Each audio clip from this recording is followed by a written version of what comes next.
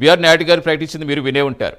అంటే ఏపీ వ్యాప్తంగా 1000 ఆలయాల నిర్మాణానికి ఆయన ఆల్రెడీ నిర్ణయం తీసుకున్నామని చెప్పారు. అంటే ఏంటి ఎలా చూడాలి? ఒక్కో అసెంబ్లీ నియోజకవర్గంలో 5 నుంచి 6 ఆలయాలని చెప్తున్నారు. అంటే ఇది మనం భక్తి మార్గం పెంచే విధంగా ఉందనుకోవాలి, లేక ఆలయాల ఆదాయం పెంచే విధంగా యాక్షన్ తీసుకుంటున్నారు అనుకోవాలా? ఏ విధంగా ఎనలైజ్ చేయాలి?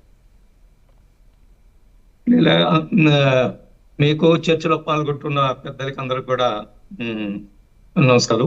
నమస్తే. వీక్షకులకు ప్రేక్షకులందరూ కూడా టీటీడీ కూటమి ప్రభుత్వం వచ్చిన తర్వాత తిరుమల తిరుపతి దేవస్థానం యొక్క ఆచారాలు, పద్ధతులు, విలువలు, పవిత్రతను కాపాడడం ఈ బిఆర్ నాయుడు గారి ఆధ్వర్యంలో బోర్డు ఏదైతే ఉందో నిరంతరం కృషి చేస్తున్నారు, పనిచేస్తున్నారు.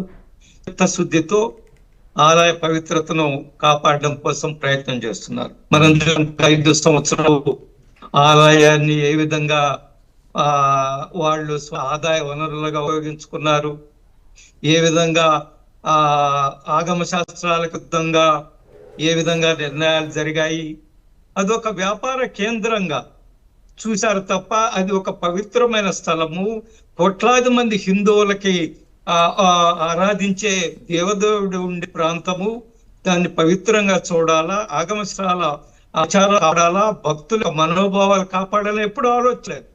కానీ నూతన ప్రభుత్వం ఏర్పడిన తర్వాత, కూటమి ప్రభుత్వం ఏర్పడిన తర్వాత తీసుకుంటున్న అనేక నిర్ణయాలు ఏవైతున్నాయో అవన్నీ కూడా టిటిడి తిరుమల తిరుపతి దేవస్థానం ఏమి సెక్యులర్ ప్రాంతం కాదు. It's a religious place. అది సెక్యులర్, అది హైందవుల కోట్లాది మంది హిందువుల యొక్క ఆరాధ్య దైవం ఉండే ప్రాంతం. అది దేవదేవుడు శ్రీ వెంకటేశ్వర స్వామి ఉండే ప్రాంతం అది. కాబట్టి హిందువుల యొక్క మనోభావాలు కాపాడమే కాదు, హిందూ ధర్మాన్ని కాపాడము, హిందువుల ఆలోచన విధానాన్ని కాపాడము, ఈ యొక్క మత మార్పిడులు ఏవైతే ఉన్న ఒక భయంకరమైన పరిస్థితి మనకి ఈ రోజు దేశంలో మత మార్పిడులు కనిపిస్తుంది. దానికి అనేక తప్పుడు కారణాలు చెప్తారు, అనేక ప్రలోభాలకు లోన్ చేసే మత మార్పిడులు. అందువల్ల దేవాలయాలు పెద్ద ఎత్తున నిర్మాణం చేయడము, 1000 దేవాలయాలు ప్రత్యేకంగా గిరి ప్రాంత దేవాలయ నిర్మాణం జరగవలసిన అవసరం ఉంది. ప్రతి నియోజకవర్గంలో దేవాలయాల నిర్మాణం జరుగుతాయని బిఆర్ నాయుడు గారు చెప్పడం ఏది ఉందో అది చాలా గొప్ప నిర్ణయం. మనందరం కూడా ఆహ్వానించదగ్గ పరిణామము. ప్రతి ఒక్క సనాతన ధర్మం యొక్క విలువలు కోరుకునే ప్రతి ఒక్కరూ కూడా, ప్రతి హిందువు ఈరోజు టిటిడి తీసుకున్న నిర్ణయాన్ని, బిఆర్ నాయుడు గారి నాయకత్వంలో తీసుకున్న నిర్ణయాన్ని అందరూ కూడా ప్రతి హిందువు స్వాగతిస్తున్నారు, ప్రతి హిందువు సంతోషంతో ఉన్నారు.